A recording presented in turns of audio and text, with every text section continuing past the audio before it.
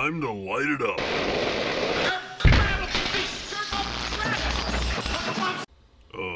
What is... Kill me now.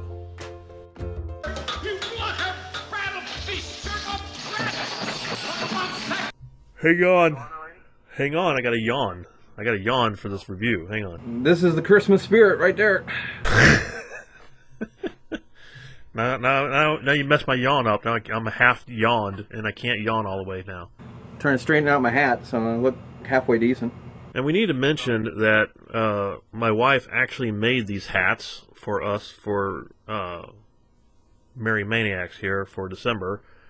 And she sewed them all together. See, these are not hats you can buy in the store unless you want them, and we'll sell them to you. But other than that, you know, I think my wife did a pretty good job making these Santa hats here.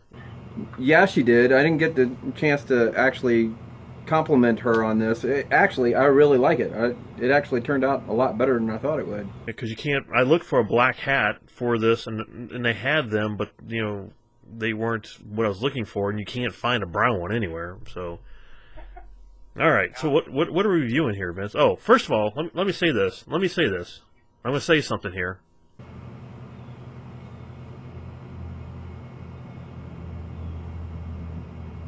Okay.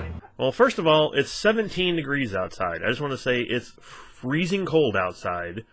I am sitting down in my basement, which is probably negative 175 degrees.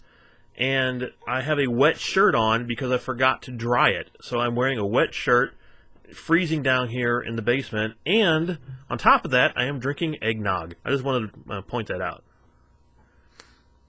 And I am sitting down here in Florida, not sweating my butt off or anything, but it actually is comfortable. But it's also overcast, so it's about to pour down raining here soon. And, of course, after it rains here, it gets as cold as it does in St. Louis. So, it won't get as cold as David's basement, but it will get that cold. I mean... So now, after the weather update, we are here to review a movie, I believe, right?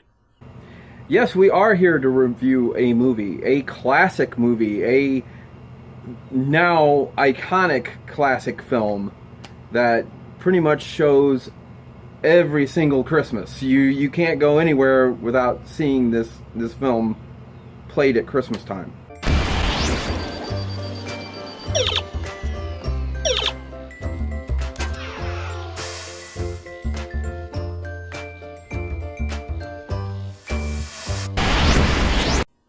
And I remember somehow hearing about this movie, but I didn't obviously go to the show to go see it because it came out in a theater, and I don't think it was a big hit. I don't think it was a hit at all, actually. And it came to VHS pretty quickly. And I remember going down to my local video store and renting this and watching it in my basement and thinking to myself, wow, that was a pretty good movie. And then 20 years passed, don't hear anything about it, and now apparently it's some sort of, you know, movie classic Christmas thing. But for a long time, nobody ever said anything about this movie. Then all of a sudden, I guess it was discovered somehow, and now it's everywhere. This movie is for Christmas and holiday films like John Carpenter's Halloween was for Halloween. It actually kind of follows the same path that John Carpenter's Halloween did, because everybody looks at John Carpenter's Halloween now and thinks, man, that was a blockbuster runaway hit, and it's iconic, and everybody knows about Halloween. Every Halloween, you have to see Michael Myers, and blah, blah, blah. And the same thing with this movie, with Christmas Story. It's like everybody waits for Christmas Story. It's Christmas Story. You know, it's iconic, and everybody waits for the 24-hour Christmas Story. But when both these films came out, when Halloween came out, it did well, but it didn't do the blockbuster. It wasn't the blockbuster mega runaway hit that everybody thinks it was. It actually slowly built up to become this iconic film. And the same thing with Christmas Story. When it came out, it did well, but it didn't do fantastic. And I kind of remember a little bit back in 1983, actually kind of hearing some mixed things about it from critics and whatnot. So it took off later. It became a bigger hit later on, and like you said, and once it hit VHS, that's when you saw it, and that's pretty much what happened with this movie as well. Is once it hit VHS, then it became a bigger hit. Everybody was like, "Wow, you've got to see Christmas Story." I haven't seen it for a while. Whoops, hit my microphone. Ding. Yeah. I haven't seen this for quite a while, and it's probably been 10 years since I've actually sat down and watched this movie.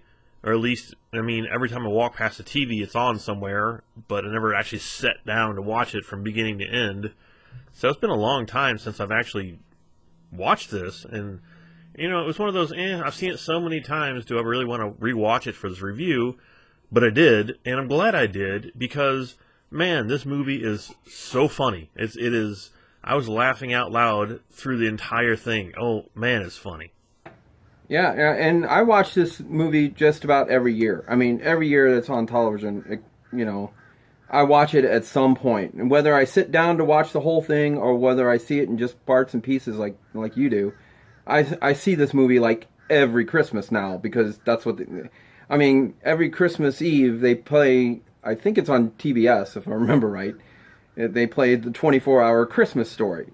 And it plays from 12 or something like that to 12 Christmas Day. And, every year my family watches it at some point. So it's an iconic Christmas story. And it literally is all about Christmas. And I love it. I've loved it ever since the first time I ever saw it. Now here's a question for you, Vince. Who directed this movie? It was directed by Bob Clark. And what else did he direct, Vince? Bob Clark actually directed, and this is how he got this movie made, actually. He directed Porky's. And it was because of the success of Porky's that he was able to go and make this movie. Not only did he direct Porky's, he directed Porky's 1 and 2 and 3. He also did another little movie called Black Christmas. Oh, really? He did this one too? And he also did another horror movie, which I've always seen the poster for, but never actually seen it, is called Popcorn. Oh, yeah. Yeah, I remember seeing that poster as well. I've never seen the movie, but I've seen the poster. But he had a very interesting directing career. Well, he took this film from the writings or books or something. I guess there was a guy, his name is Gene Shepard, and this guy had wrote a series of books or sketches or something like that. I'm not exactly sure what. But he had all these little stories. And it's sort of like, I guess, like Lemony Snicket's, where they have a bunch of different stories, and then what Bob Clark did was take a bunch of those little stories throughout all these books and put them together into one movie, and that's what Christmas Story is. And this had some of my favorite scenes in it, I gotta tell you. One of my favorite scenes is when his dad goes down into the cellar. My father wove a tapestry of obscenity that, as far as we know, is still hanging in space over Lake Michigan. Yeah, I love that. This movie has so many iconic scenes and iconic film lines, quotes. There's actually, I don't know how many times I've used quotes from this, even when it's not Christmas. I've used quotes from this movie. You speak of the cuss words. One of the funniest scenes in here is when he comes up and they're looking at him, and he's been down in the cellar cussing or whatever, and the old man comes up and he looks at his family and he goes, "Not a finger!" He runs off. I love that scene. It's just so funny. Like I said, I haven't seen it in such a long time. I had forgot the scenes, like the next door neighbor's dogs. They said he had 1,800 hound dogs, and they only messed with the old man. They followed him everywhere. Oh my God, that's just funny, hilarious stuff. And the whole thing with the turkey, every time he comes down and tries to take a piece of turkey, and she catches him. Leave the turkey alone, and he's like, oh, I wasn't touching it. And then he'll sneak a piece. whenever he can. There's parts of this film I don't think work too well. It wasn't really crazy about the flashbacks or the things that the kid was seeing, like the robber scene. I thought was kind of goofy, and the scene where he was blind trying to walk into the house, stuff like that. I wasn't crazy about that overall, but for the rest of the movie, I think it's just absolutely spectacular. I love all those scenes. I love everything in this movie. It's just fantastic. Actually, with the scene with the robbers coming over the fence and everything, I've often looked at my son when he was young, my son Brandon, and as he's playing and he's got his toy guns or whatever, and he's firing it out in the yard or whatever. It's like, I can kind of imagine that like that's what he's seeing. He's seeing these people, whatever he's fighting, whatever enemies he's trying to shoot, bad guys, whatever, and they're coming over the fence and he's just slaying them. I kind of look at it that way. I don't know this for sure, but I'm pretty sure that the narration over this is where the Wonder Years came from. I mean, I guess they just copied off this movie. Not sure. I would kind of figure that, but the other thing I was going to point out about this movie is, obviously, I live in Florida, and David lives in Missouri, and I'm actually from Missouri. I'm from St. Louis, and I remember doing this. The beginning of this film is actually stuff that me and my family, my mom, my brother, my sister, my grandma, everything. We would take the whole family and go downtown St. Louis and do what they do at the beginning of this film, where you're going down there and you're looking at all the Christmas decorations and all the lights and all the things. And I believe there was a Famous and Bar downtown. I don't know if it's still there or not. No, I don't think, there ain't nothing like that downtown now. I remember going downtown, but I also remember going to these department stores and seeing all these themed decorations. Like one, Famous and Bar was pretty known for doing things with Paddington Bear.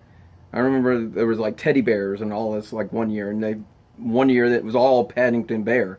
And then another year it was all Snoopy. So you had Snoopy and Charlie Brown and the whole Peanuts gang. It was all the Peanuts. So you had Lucy and Linus and everyone. And they're all animatronics, lifting up boxes and all this stuff, helping Santa fill his sleigh and all that. And sometimes it was just an actual Christmas scene where you had elves and you had Santa and the whole thing. And it was always a whole lot of fun. And that's what they do at like the very beginning of this film. They go to all these window decorations and then they go into the stores, and obviously one of the themes in the store is the Wizard of Oz. And I always cracked up at that scene especially where they're standing in line to see Santa, and the one kid with the great big goggles turns around and says, "I like the Wizard of Oz."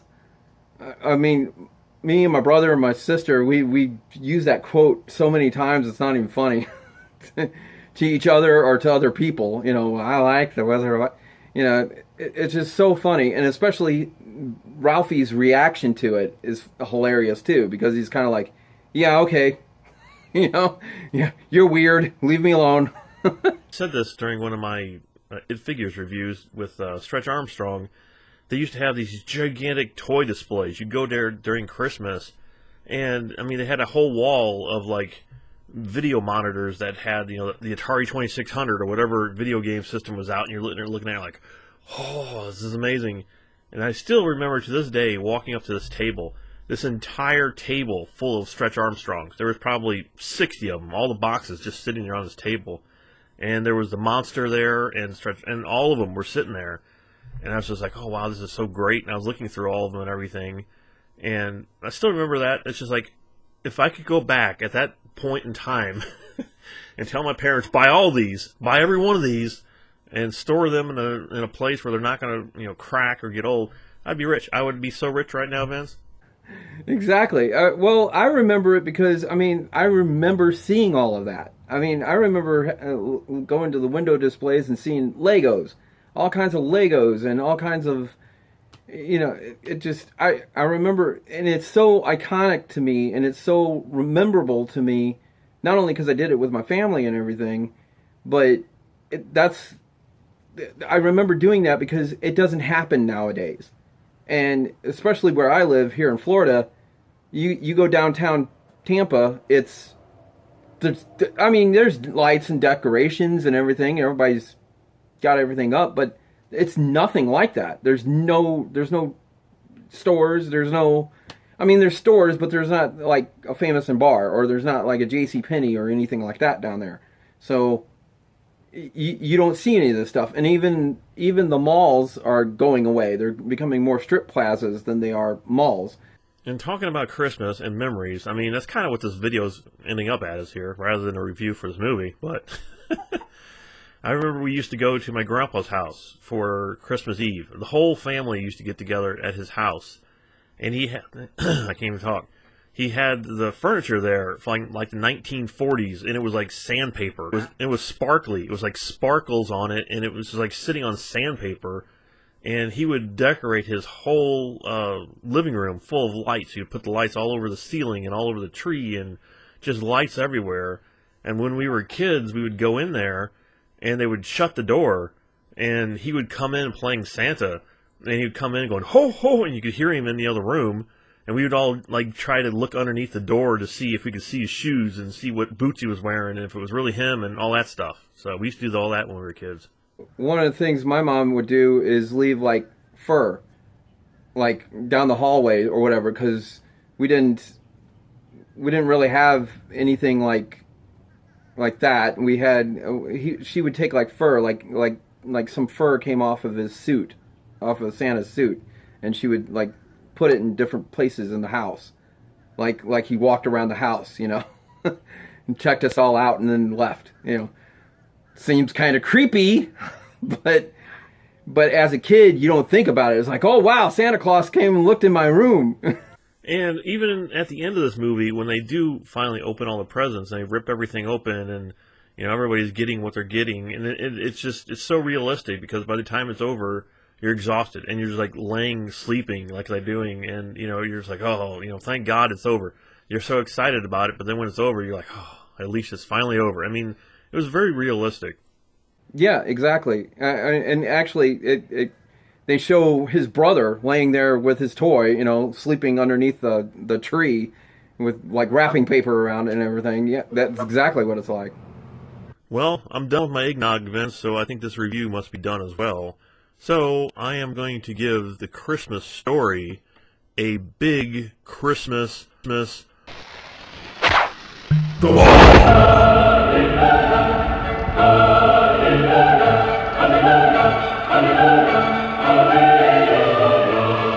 And of course, that bomb will continue to explode, because I'm going to also give it the